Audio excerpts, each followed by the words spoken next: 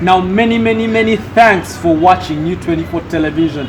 Now, we actually appreciate now a warm welcome to this week's episode of The Desk. Is actually going to be somewhat a social one. We'll be talking some religion. The man in the chair, ladies and gentlemen, I'm telling you, you have never seen this before. He's someone who believes either God is there or he's not there. I'm telling you, I can't wait to dive into the discussion. But thank you very much for keeping yourselves on the continent's leading intellectual platform. Actually, the highest platform for solution finding. Yes, you guessed right, The Desk. Now more than ever, I'm yours truly, Shadrach Shagab Kisame. And remember, we are broadcasting here at our home, Nile Avenue, Nakasero Hill UBC headquarters, and we are on U24 Television, where you're inspired, motivated, and above all, you are educated. Tonight, guess what? Mr. Otim Joshua he's here. He says what do you call yourself? Agonistic or atheist? I believe myself an agnostic. Agnostic. Agonistic. Agonistic. A person who is looking for the truth about this world, whether there is an existence of a God or it doesn't exist. Being an atheist, that means I've rebuked religion as it is, which would be quite a heavy thing to say for a man like me to just say there is no God. That holds a lot of power to just rebuke a whole deity like that, no matter who I am. So agnostic is more. You're in between. It's in between. You're not sure God is there. I'm not sure, but I'm trying to find out. That's why I came to have this conversation, so that we can slowly debate and we find the facts where some things look false, because we use scientific methods when we're going through these things. Some of them you go through the multiple chains of of analysis and you explain for the debate. Yeah, because a guy is here, he's saying he's slowly trying to investigate to find out if there is a God or there is no God. However, he's not disputing the fact that there is a God. Before we even dive deep in there, what catapulted this? What got? How did we get here for you to start investigating whether there is a God or not? Is it life? Are you too broke? What's happening? It's not life, I believe.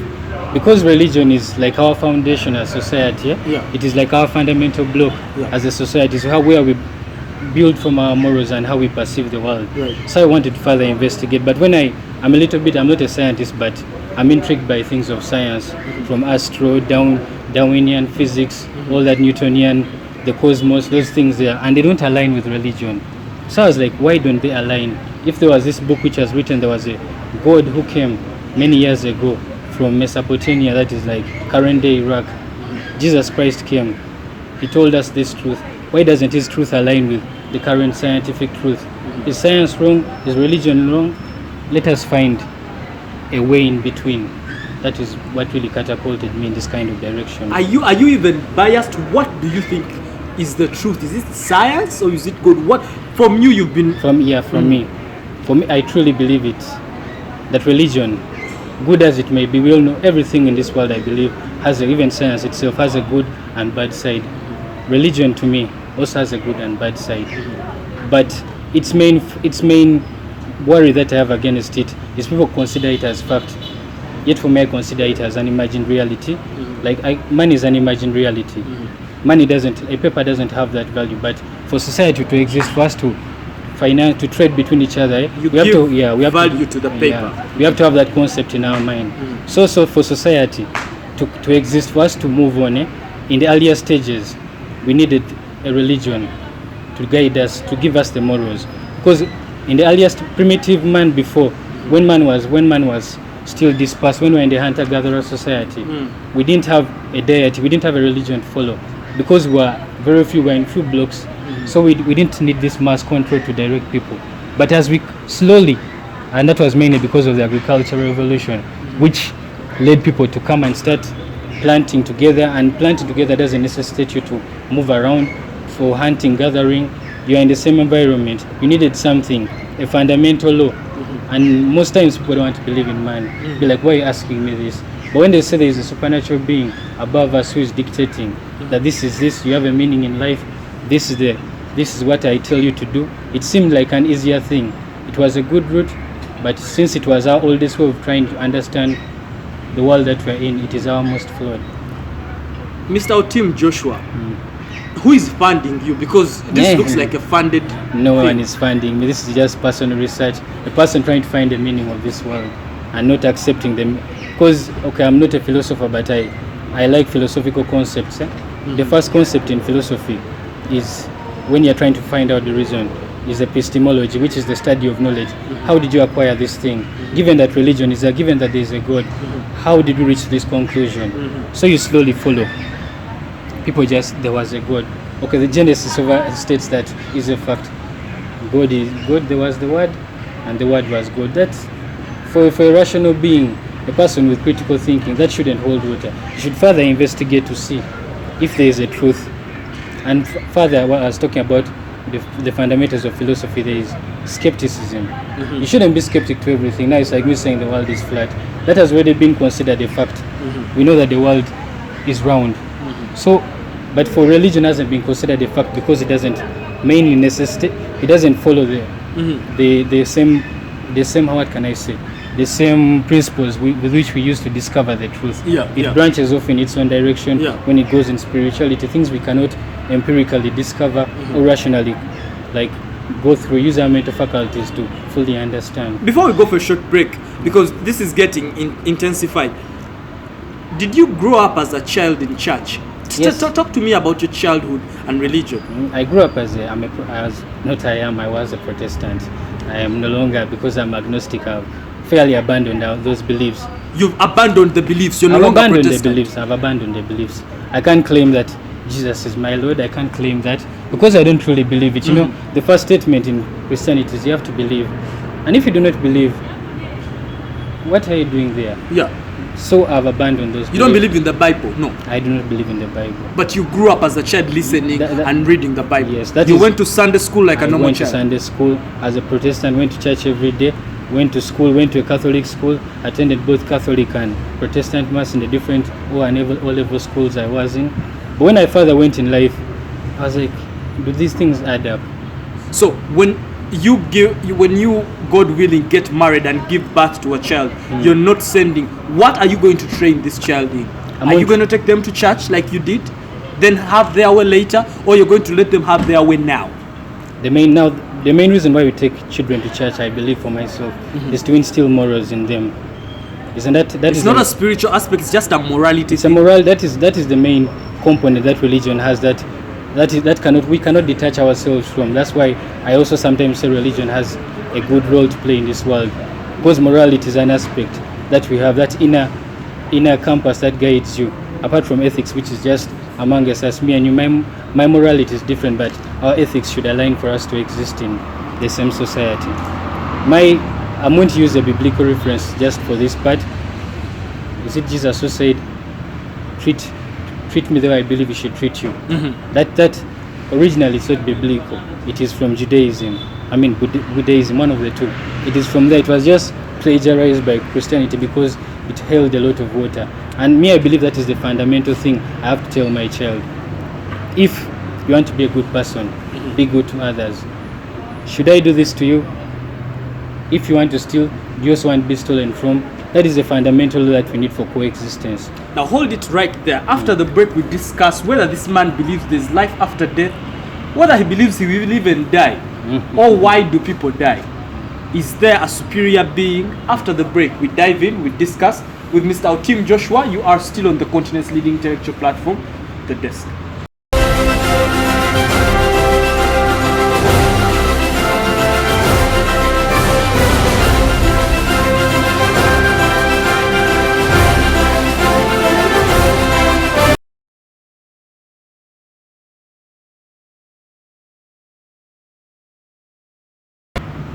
Now, if you're just joining us, I'm afraid you've missed the very fast, insightful, and also very interesting segment of The Desk. Tonight's episode is somewhat very challenging, I'm telling you.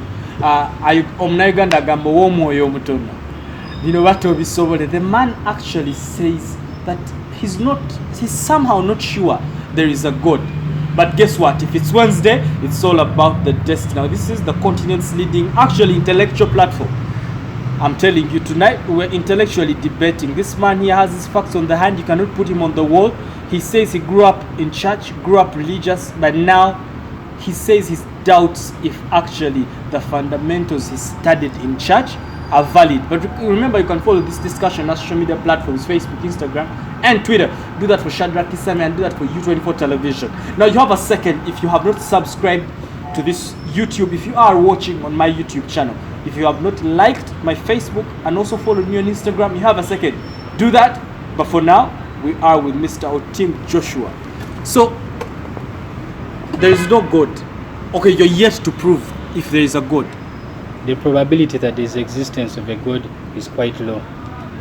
I'd put it like at 10%, 90% that it doesn't exist. This is only a moral arrangement. Go to religion, turn out to be the best you can become in terms of human morals. There is no spiritual aspect whatsoever. The spiritual aspect, I believe, was smuggled in order to justify the morality. Because they had to create these make-believe realities about heaven and hell to justify a punishment, so that if you do something wrong and you're not sin, you can eventually be taken to a place like hell, or if you're doing something good, you're going to be rewarded in heaven. So that was just to justify the morality. So right there, you introducing something that is very spectacular. Life after death. So for that, do you believe? No, I do not believe in life after death. So when someone dies, what happens? They die, they become nothing. Their consciousness disappears. When your brain stops working, your consciousness is created by the functionality of your brain. When your brain stops working, your consciousness goes off. So we've had stories come on. Right now you type in on YouTube numerous stories. Someone died, I went to hell and came back. I went to heaven and came back. What is that? What is your explanation for that? The good thing you've called them stories. That is what they are. There is something about the brain. A good percentage of our brain hasn't been understood. There's a part called the psyche. There are certain, the way the brain interacts with itself, creates, we have had dreams. Imagine I come back from a dream and I tell you I've gone to heaven. We have had some vivid dreams where you have woken up and the image you have seen, you can claim that it is a god or it is a demon, but these are just functions of your brain, functions of your subconscious that operate in order to manufacture these other things to govern your body when you're either resting or like your brain is not very active at the moment. That is how I perceive it. Do you think there's a spiritual world, or you think it doesn't exist? I believe it doesn't exist. There's no spiritual world, there's nothing. So we've had a lot of cases where people are demon possessed, something like that. What is your explanation to that? Remember epilepsy when it had first arrived, when people didn't understand, when people started getting, are they called seizures, and foam starts coming out of their mouth. Yes. That is one of my greatest explanations for that. Some of these diseases we have not fully understood them. Mental diseases like bipolar, schizophrenia. Now schizophrenia is among the leading causes of, because schizophrenia, a person's unconscious, is it unconsciousness? So like what a person imagines fairly interacts with his reality. So it's a little bit distorted. That is what I believe is happening in that kind of state. Maybe we cannot explain it, but as I stated to you, just because you can't explain something doesn't mean that you should justify it as being spiritual or non-existent. I'll give you an example. Imagine our primitive ancestors, if they got a metal and then like a magnet, and they didn't know what a magnet was, and it was being pulled towards there. They do not know the force that is working in between those two. The magnet is pulling it towards it, but because they lacked the intelligence or the cognitive ability to fully understand what is happening, they decided to call it, I don't know if they discovered, but they would have perceived it as a spiritual being. Some of these things we perceive as spiritual, or we perceive as part of the other realm. We have not maybe fully understood it. That is my main statement about all these things. So what would you classify as, because when someone dies, you mean that's the end of them and story closed? That is the end of them. So then why do we have then cases of people who are saying, oh my grandmother from the dead, something like that? Then okay, let me introduce you something very interesting. The devil there. The devil is just, how can I best state it? Because Christianity is a monotheistic religion. It believes in one deity.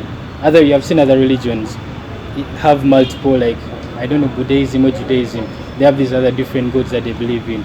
But for the earliest problem which Christianity faced, or most of these religions faced, was given that God is the all-knowing and all-powerful. Yes. why do we still have bad things going on in this world? So a devil was a construct of these things in order to justify the existence of God, and not intentionally. Because if the devil didn't exist, that means God would be a bad person. So let me ask, someone who comes from nowhere, they're killing people, they're doing every kind of, and they're raping people. So what do we then call that? How do they become like that? What do we affiliate such deadly activities to? Half of them, obviously, most of them is mental disorder or effects of society. Society can put you to the ground. I've seen these shooters who are in America, who have been heavily suppressed by society, bullied to a point where they just be like, what am I still doing there? The committee, if you have watched in a serial documentary about a serial killer, all this BTK, Ted Bundy, there is something which initially happens in their childhood that distorts their faculties, how they reason and how they perceive the world. Most of these people who commit these crimes like killing lack empathy. Me and you have empathy because I cannot beat you. Because so the empathy bit then, is it a moral thing that was trained to us by church, or is it an instillment that maybe when you become a Christian, suddenly God instills that in you?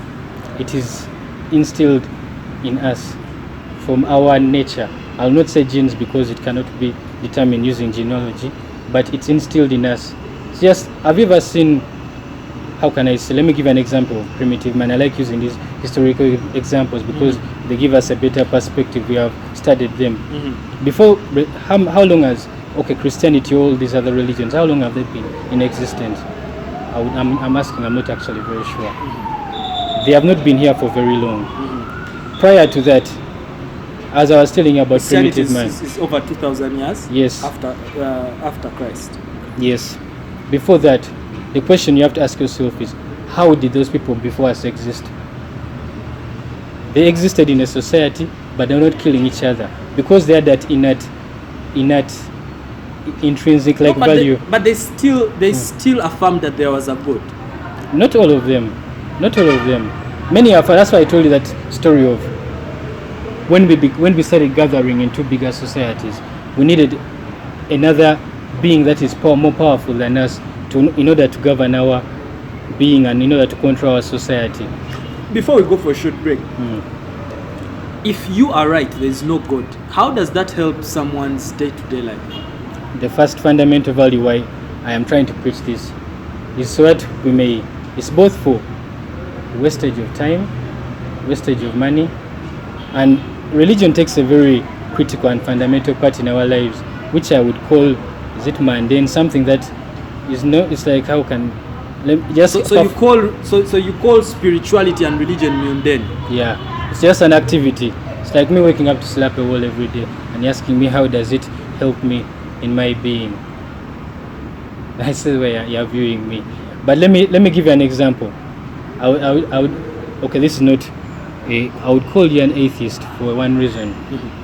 You do not believe in the other religions. You believe in only Christ. You haven't interrogated other religions. What makes you believe that the one that you have chosen out of the many is the right one?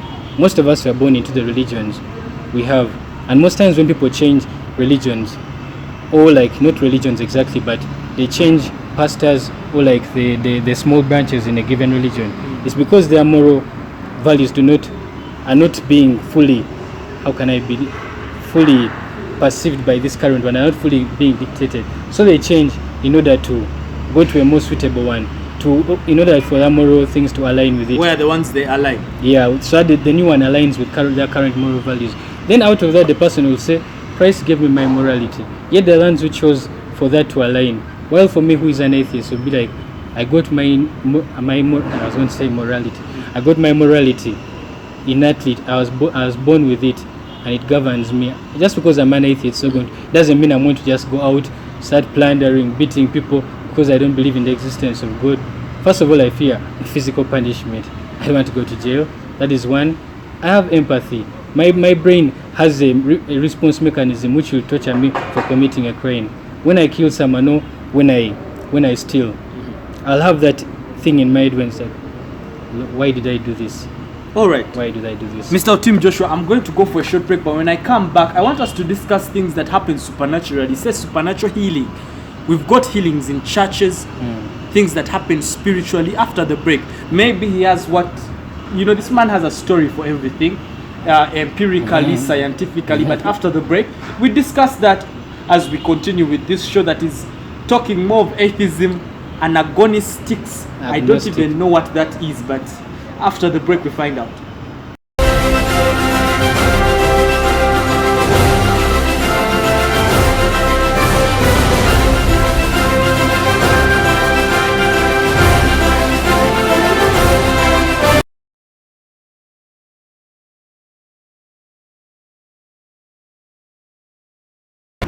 Now, with the presence of the pandemic hitting the entire globe, a lot of religious people, a lot of spiritual people have come out, and governments are also using them and their circles to bring hope and give a lot of people hope as they recover from this global heat. However, on the desk tonight, we have someone, for him is coming and is distancing himself from any religious or spiritual affiliation. He says that you as a person have the ability to do everything that religion tells you that you can do. Remember, if it's Wednesday, it's all about the desk, and it's actually the continent's leading intellectual platform, actually the highest platform for solution finding. Yes, the desk. Now we are still broadcasting here at our home at Nile Avenue in the heart of Kampala, Nakasero Hill at UBC headquarters, and you are on U24. Now we trust that every time you watch U24, you're inspired, you're motivated, and above all, you are educated. Now for tonight's education, we're still with Mr. Otim Joshua.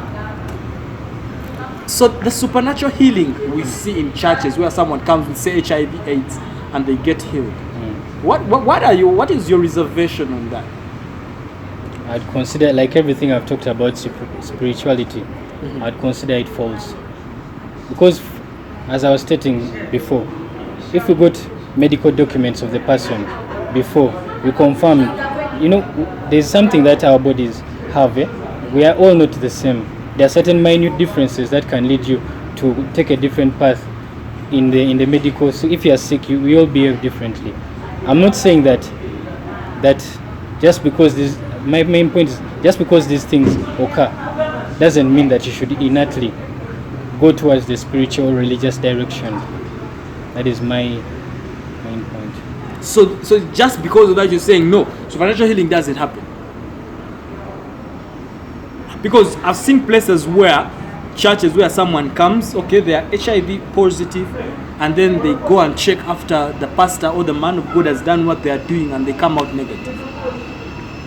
That's why I consider them. For many of these pastors, we have seen many quack pastors in our times. That is unfortunate. Actually, it's my main reason why I decided to take this path to a certain extent, because of the existence of the coming up of these new charlatans, as they are called, people with high belief in themselves. They have usually high charisma. No, they are believing in God. They are not believing in themselves. No. First, if you check on most of the new branches in religion, he believes he is the person who God is sending the message to, which is somewhat, I don't know, if I came to you and told you I was the person, maybe I lack the charisma to tell you that, and they write biblical quotes in order to persuade you to follow me. But if I just have those ingredients, someone will follow you. We have seen these examples. I won't use American examples because it's the best examples of cults there. There was a man called Jim Jones, I think it was in the 1980s or 19, who was the leader of the People's Temple. High on charisma, all those traits were found in him. He began a church. Usually sometimes they begin with a good cause. But as we know about money corrupts people. Money and greed corrupts people. We are fallible people. We are not prone, we have mistakes. So a person begins with that good motive, and then his intentions divert. Eventually that man, he left America, he went to a place called Guyana, because he believed that his people, he had to take them to a heaven, which was literal on earth. He created a utopia, a place where they could exist. But when later senators came to investigate, they killed one of them when he was living. He found people in harsh conditions. He was mistreating, raping some of these people who are infants, who are part of his congregation. With that, he killed the senator who was supposed, they had given him letters to deliver back. And proceeding that, he put, I've forgotten the poison he put, but he put a deadly poison in their drinks and forced all of them at gunpoint to drink it and blew himself out. So that's what happens when religion goes unchecked sometimes. We understand sometimes religion says it's a spiritual thing, these manly things should not govern us. But when religion goes unchecked, it can take a day. So who has the right credentials to check religion? I believe the laws that govern us, the basic laws, the things that we are driving on the left road, other people are driving on the right road, those laws were put and we're following them. I believe the government can govern it to a certain extent. So you are one of the people, because I've had a lot of men of God seated where you're sitting, and they are saying they do not want government meddling with church or religion. So now you come out and say, hey, government should come out and actually regulate churches' spirituality belief. On what grounds? On the grounds you just said that a lot of people are dying and being duped? That is a very strong ground. It's a very strong ground because it has a catastrophic, something can occur that is quite bad. I'll give you an example. Shizo Ashigara. Was a cult leader in Japan, I don't know, in the 90s or sometime. The man formed a cult. He believed in doomsday. Said, let us go. He put sarin gas in all the trains. And people died, people dropped to the ground because of his beliefs and all the people he had put under him who are following him. So those are my main grounds why I believe religion shouldn't go unchecked, because the side that it can go to, if it's not checked, is quite disastrous. So people are extreme with what they believe. That's the point of the charismatic leader. That is where it comes into play. When the person now is only believing in the leader and is not checking facts. That's why I'm a person who tries to believe in facts. There's this thing, if my leader or pastor, if I was religious, tells me to go and kill someone, I would not do that. But we are continuously seeing these occurrences with these current religions and even ancient religions. Because God has told me something, I now abandon all these moral grounds and all these ethical laws that have been put in order to govern our society, because we have a belief that it's from the Almighty. And generally that is saying, this message is from the Almighty, you cannot tell me anything. And who is to prove a message from the Almighty? That is something that anyone can. I can come to you. I could have come to you today saying, I received a message from God. I cannot use an example of a bomb in these times of ours. I'm telling you. You cannot use you discuss bombs from the desk. But I won't commit a very criminal act. Something, because I've gotten a message from an Almighty that I apparently believe in. But let's have the discussion of the bombs though. So do you say it's because religion has been so extreme that we have even such things happening, that someone just goes and blows themselves up because they are promised, said, 100 virgins in Jannah? Quite one of the greatest whole stories. It even makes me laugh when I'm reading through. I like watching Al Jazeera, so I'm intrigued by the extremism that is going on in the Middle East. Yeah. That is now what has happened when religion, now for them they have a problem with their religion is intertwined with their state into a certain way. Yeah. The state enforces its religious beliefs on the people, which is quite. America used to have it in its early stages, but it's distanced, though it sprinkled some of, while making its constitution, it sprinkled most of these Judeo-Christian beliefs in the things. That intertwinedness of the state and the religion, and also even if a region goes unchecked to a certain extent, leads to quite devastating things. So you're saying if there was no religion, we wouldn't have suicide bombers? I'm not saying you're taking me out of context. You're just choosing the easiest route out. You're choosing the easiest route out. I'm saying bad things would happen, but religion gives people a cause. We know that you do something bad, but you know it's bad. Right. But religion instills that thing. If I'm doing something bad, it's justifiable. If you do understand my point, right? All right, I cannot say I'm understanding this man's point. I don't know if you people who are watching are understanding what the man is saying. However, the man is coming to break down tradition or religion or research that has accumulated. This is a buffet of research from decades and decades different ago. But he says that he's been thinking, and he thinks that it is not the end. Otherwise, as we wrap up the show, because our time is really fast spent, what are your last words to Ugandans watching right now? My first words would be... Last words? Last. The first can be the last. But my last words would be, fully critique what you're believing in. If you believe something holds water, like I just saw someone talking about Bitcoin. You have seen people being duped by Bitcoin. If something has water, go with it. Go and fully evaluate the thing.